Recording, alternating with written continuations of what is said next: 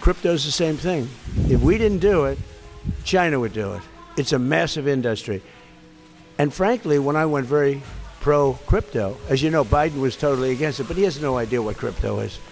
Nëse nuk e bëjmë ne, thot, do ta bëj Kina. Vetëm këtë fjalin e Trumpit po të marrësh, ka një domethënie jashtëzakonisht shumë të fuqishme. Para është se vetë kriptomonedat në vetvete nuk konsiderohen tashmë thjesht si një eksperiment ndaj botës, por tashmë ato kanë kaluar në tjetër nivel, janë next level, konsiderohen garë globale. Së dyti, shtetet nuk po diskutojnë më nëse do t'i pranojnë kriptot apo jo, por tashmë po diskutojnë kush do t'ju udhëheqë ato. Së treti, kuptojmë se teknologjia e blockchainit tashmë po kthehet në një avantazh ekonomik dhe strategjik përderisa ka garë ndërmjet tyre. Që do të thotë kemi të bëjmë me diçka që ndikon drejt për drejt në ekonominë e vendit, madje edhe në ekonominë globale. Mesazhi tjetër që marrim nga fjalimi i Trumpit është se vendet që vonohen rrezikojnë të humbasin kapitalin, humbasin kompanitë, madje humbasin edhe inovacionin. Dhe mesazhi 5 që kuptoj personalisht është se kur Kina